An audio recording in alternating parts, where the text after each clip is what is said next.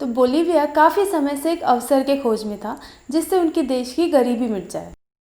सलार दे उयुनी के salt lands के कई फीट नीचे लिथियम छुपा है। इलेक्ट्रिक व्हीकल्स के साथ इस लिथियम का मार्केट और भी खुलने लगा है। स्टडीज़ कहती है कि दुनिया का 17% लिथियम डिपॉजिट बोलीविया में है और बोलीवियन गवर्नमेंट इस उम्मीद में है कि ये रिसोर्स उनके देश के आर्थिक समस्याओं का समाधान करेंगे। तो आज के एपिसोड में हम इलेक्ट्रिक व्हीकल्स का एनवायरनमेंट इम्पैक्ट असेसमेंट करते हैं। तो रास्ते पर पहुंचने से पहले ही गाड़ियों को बनाते वक्त भी बहुत सारा पोल्यूशन होता है। सबसे पहले हमें ज़मीन के अंदर से रॉ मटेरियल्स को निकालना पड़ता है, चाहे वो एल्यूमिनियम हो, प्लास्टिक, पेंट या बैटरी बनाने के लिए लेड, कोबाल्ट या लिथियम हो। अब लिथियम प्रोसेसिंग के लिए बहुत ज़्यादा पानी की ज़रूरत पड़ती है। 900 किलो लिथियम को पाने के लिए 1850 मिलियन लीटर पानी का ज़रूरत पड़ता है और ये 900 किलो से सिर्फ 90 बैटरीज बनते हैं। जैसे जैसे इलेक्ट्रिक व्हीकल्स का डिमांड बढ़ेगा वैसे वैसे लिथियम का भी डिमांड बढ़ेगा और जिस देश में लिथियम माइनिंग होगा उस देश का ग्राउंड वाटर टेबल एकदम ख़त्म हो जाएगा। और पूरे मैन्युफैक्चरिंग स्टेज में जब एक फ्यूल बेस्ड कार से 10.5 टन कार्बन डाइऑक्साइड बनता है तो एक इलेक्ट्रिक कार से 13 ton.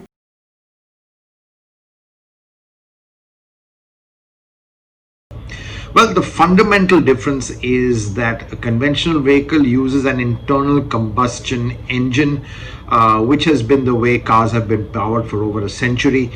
And the electric vehicles use an electric motor with a battery pack and a controller. So the whole powertrain system in an electric vehicle is pure electric, whereas in a conventional vehicle you have to use fuel, and typically it's a carbon based fuel, which is either petrol, diesel, CNG, that sort of thing.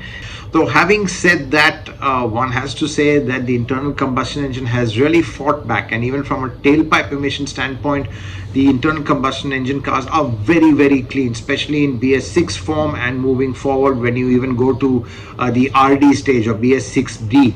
So really the emissions are getting tighter to the point where the poisonous gases are really no longer an issue.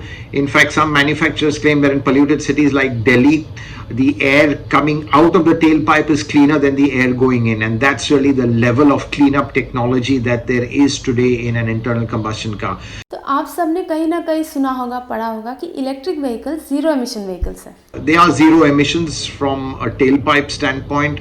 So all the noxious fumes which you would typically get in an internal combustion engine or a conventional car, which is hydrocarbons, carbon monoxide, NOx, particulates, that's definitely not there. लेकिन जैसे ही battery का charge खत्म हो जाएगा वैसे ही उनको electricity की ज़रूरत पड़ेगी। Any car running on fuel or on fossil fuel contributes to global warming. So in that sense, you've got to move away from using fossil fuel in any way to reduce global warming. But having said that, the EVs are not as absolutely perfect in a CO2 perspective as well, for the simple reason that they also the charging is done by a source which is also emits carbon dioxide. So let's say in India you've got over 60% of all electricity generation done by thermal units, coal-fired plants. Now that contributes a lot to global warming as well. So clearly what you're doing is you're moving the CO2 produced from the tailpipe in the case of an EV to the power station. तो आने वाले दिनों में जैसे ही electricity का demand और बढ़ेगा वैसे ही नए नए पावर प्लांट्स भी लगाए जाएंगे, क्योंकि ये थर्मल पावर प्लांट्स को कूलिंग का ज़रूरत पड़ता है। हमेशा ये समुंदर या नदी के पास ही लगाए जाते हैं। तो जितना ज़्यादा पावर प्लांट्स उतना ही वाटर पोल्यूशन भी बढ़ेगा। तो आप जब इलेक्ट्रिक व्हीकल का एमिशंस कैलकुलेट करोगे तो आपको ये सब भी काउंट करना पड़ेगा। लेकिन अगर आप इस गाड़ी को ऐसे एक देश में चलाते हो जहाँ इलेक्ट्रिसिटी 100% रिन्यूएबल सोर्सेज से बनता है, जैसे कि आइसलैंड, वहाँ यूसेज फेस का एमिशन ज़ीरो रहेगा। लेकिन क्योंकि भारत में अभी भी मैक्सिमम इलेक्ट्रिसिटी फॉसिल फ्यूल से ही बनता है, इलेक्ट्रिक गाड़ियों को चलाने से भी एमिशन ज़ीरो नहीं रहेगा। So again, a lot of work needs to be done. The ideal solution is for EVs to be charged from renewable power sources, or things like hydro, things like solar, even nuclear, wind, that sort of thing. But of course, the scale of that is very, very less. You can't really do it on a big scale, and for a long time, people will continue to use thermal power generation, because frankly it is cheaper, it is also the most practical way to do it. And it's not just in India, it's in other parts of the world also that people are going to be using, continue to use thermal. Electric vehicles का सबसे बड़ा main problem है उसका battery. Lithium ion battery का recycling technique अभी भी ठीक से डेवलप नहीं हुआ है।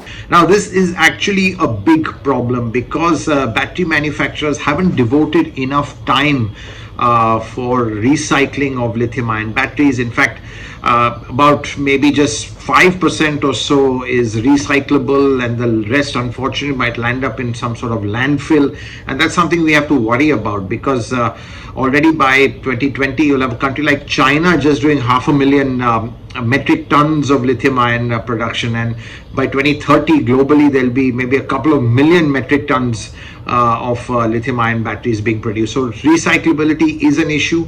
It needs to be addressed. I think the reason they're not doing that is because there's a cost to recyclability, there's legislation to recyclability, and right now battery manufacturers are focusing on putting all their cost in actually, lowering the battery costs, improving the range, and just improving the technical performance of the battery. But recycling is an issue which has to be addressed sooner rather than later.